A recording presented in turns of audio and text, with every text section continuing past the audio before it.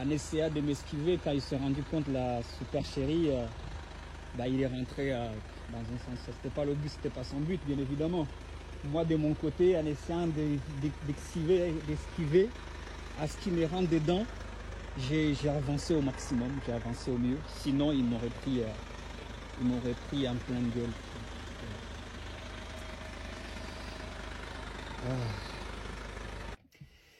Quand ma femme m'a appelé ce soir vers 22h30 pour venir me dire de venir voir ce qu'avait fait notre fils, ce dernier, après être allé aux toilettes, au lieu d'aller dans sa chambre redormir, il est allé dormir sur mon lit dans ma place, dans la même position que moi.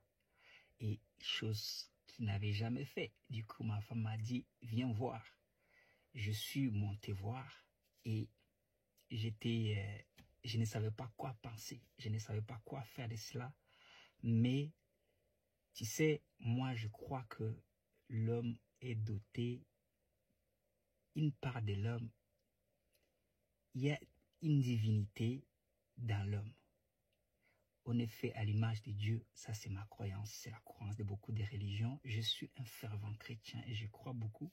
Pourquoi je dis ça? Parce que suite à cela, j'en ai pas parlé à ma femme, du coup je parlais un peu à mon fils.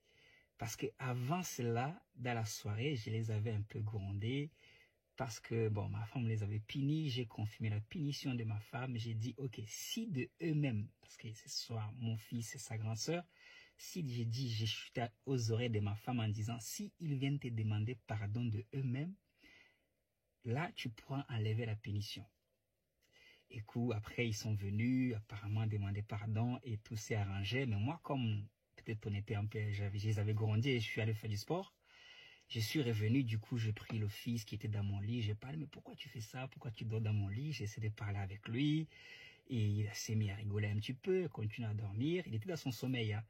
Du coup, je l'ai pris dans mes bras et puis je l'ai ramené dans son lit.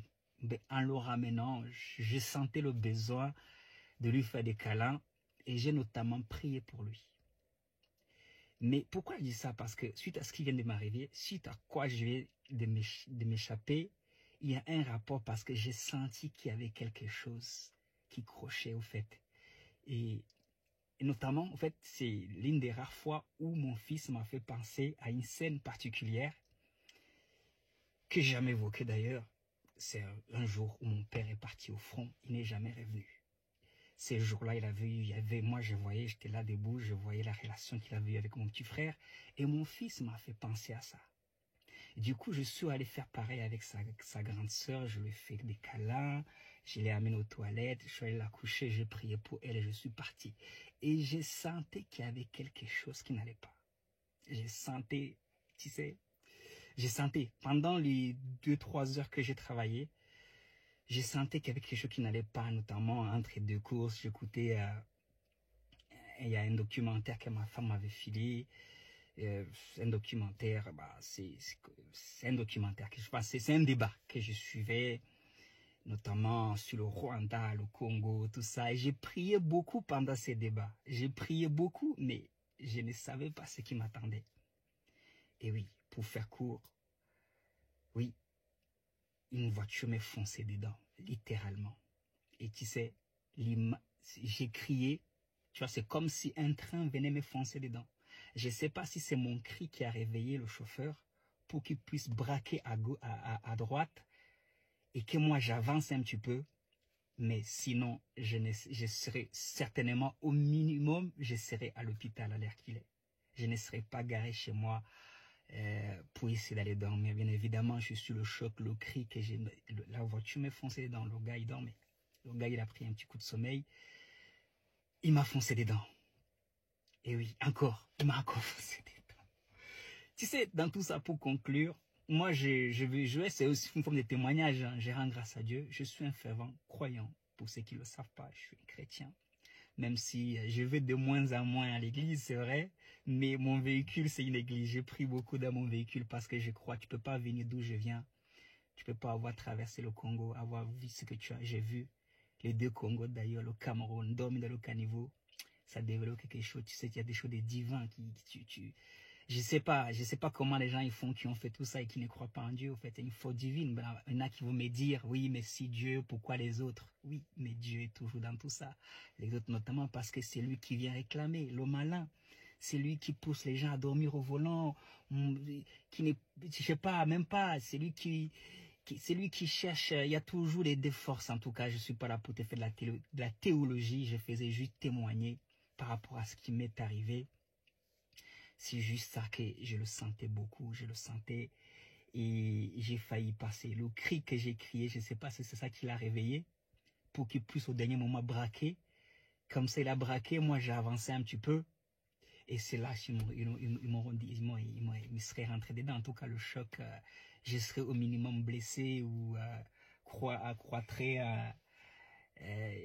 C'était violent. C'était violent. C'était violent. C'était vraiment violent. Je suis content de rentrer dedans. Mais tout ça pour conclure, parce que des fois, j'aime dire, tu vois, ma mère, tu vois, la première fois quand je suis allé au village, et notamment quand j'ai fait mon retour au Rwanda, et que je devais aller dans mon village, ma mère avait beaucoup peur. C'était 28 ans après. Elle dit, mais non, on a vu ce qu'on a vu là-bas. Il y a des gens qui sont pas gentils, même dans la famille. Fais attention. Tout le monde, vous savez, au village, vous connaissez, ils vont te voir, tu vas arriver. J'ai dit, maman, moi, ma vie, elle est entre les mains de Dieu. Je me sens beaucoup plus en sécurité au village qu'ici dans Paris. Parce que c'est de façon factuelle. J'ai des accidents j'échappe à des accidents énormes. Mais c'était une soirée, c'était une soirée horrible. Pas loin d'ici, en rentrant, il y avait plus de, juste sur la nationale 19, là, il y avait un camion qui était à contresens et derrière le camion, il y avait au moins 3-4 véhicules. Il y avait la police, il y avait quelqu'un qui jonchait là. Après que moi, je viens de vivre ce que j'ai vécu vers le bois de Vincennes. Quand j'arrive ici, oui, la sécurité routière, mais la sécurité, moi, je dis, ma garantie de rentrer à la maison, c'est la grâce de Dieu. Que tu ne crois pas, que tu crois ou que tu ne crois pas, c'est pas ça le sujet. Je voulais juste témoigner pour dire au fait que non, au fait, il y a des choses, non. Tu sais, d'ailleurs, j'en parle, hein, nos métiers ont des risques. Nos métiers, ce soir, quand je disais au revoir, quand je sortais, je sentais que j'ai eu cette image en tout cas. Mais est-ce pourtant, des fois tu te dis, mais pourquoi je suis sorti? Et des fois tu vas, mais tu dis que je vais revenir. Mais non, non, il faut aller, faut se remettre à Dieu, pour ceux qui croient notamment. Et quand ça arrive, même le jeune qui était au volant, tu n'as rien, Dieu merci. Nous tous, quand on y passe à deux doigts, on est tous en train de, on pense tout de suite à Dieu. Il a rien, moi aussi j'ai rien, juste de dommages matériels. Son véhicule est endommagé, mon côté, mais on l'a vraiment échappé belle. Tous les deux d'ailleurs, on l'a échappé belle. Et c'est aussi l'occasion de penser, de se remettre en question, moins de réflexion. Anyway, c'est dans ce sens que je voulais témoigner. Je fais des vidéos, je parle du métier, je parle de moi. Et voilà.